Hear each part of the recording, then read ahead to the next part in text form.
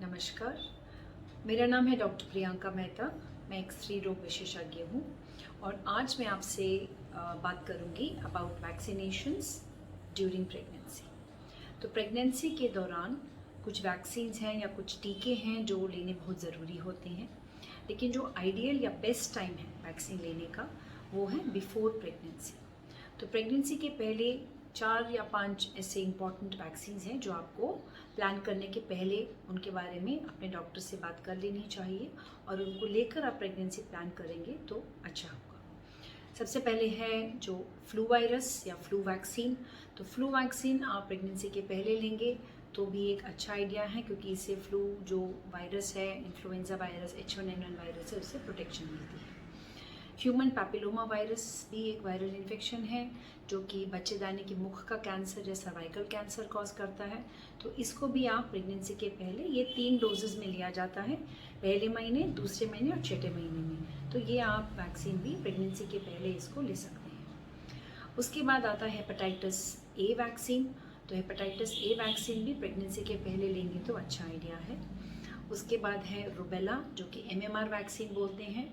तो रुबेला भी एक इन्फेक्शन है जो साधारण तौर पर हमको उसके कोई लक्षण, कोई सिम्टम्स नहीं होंगे, लेकिन जो प्रेग्नेंट लेडीज़ को अगर इन्फेक्शन होता है तो उससे जो बेबी है, जो फीटस है, उसको काफ़ी सीवियर इन्फेक्शन हो सकता है और ब्लाइंडनेस या कैटरैक्ट, मेंटल रिटार्डेशन, ऐसे काफ़ी सीवियर इफेक्ट्स बेबी को हो सकते हैं। और उसके बाद है वैरिसेला या चिकन पॉक्स का इन्फेक्शन। तो ये 5 इन्फेक्शंस के जो वायरस के जो वैक्सीन्स हैं, ये आपके बिफोर प्रेगनेंसी की वैक्सीन्स हैं।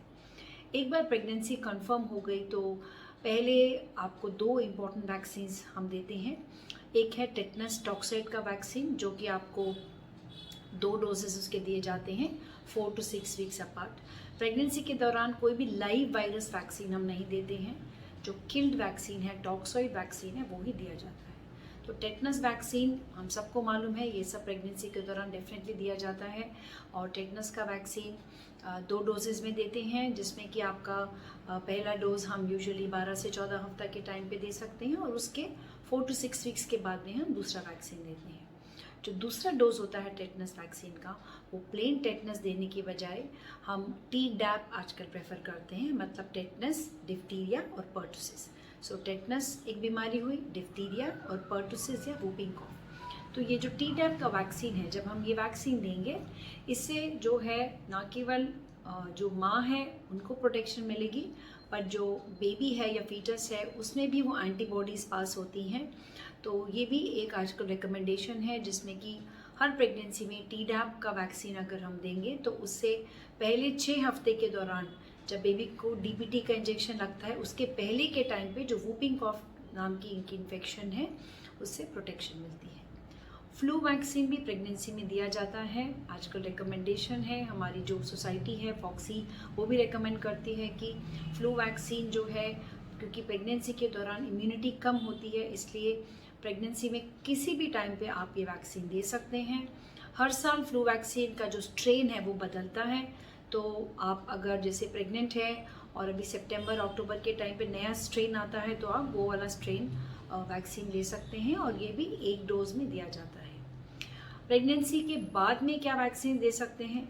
अगर आपकी वैक्सीन मिस हो गई हैं, जैसे रुबेला वैक्सीन, चिकन पॉक्स का वैक्सीन, हेपेटाइटिस वैक्सीन या ह्यूमन पैपिलोमा वायरस का वैक्सीन, ये वैक्सीन जो आपने पहले, आप प्रेगनेंसी के पहले ले सकते हैं। अगर आपके मिस हो गए हैं तो आप इनको प्रेगनेंसी के बाद भी आराम से ले सकते हैं।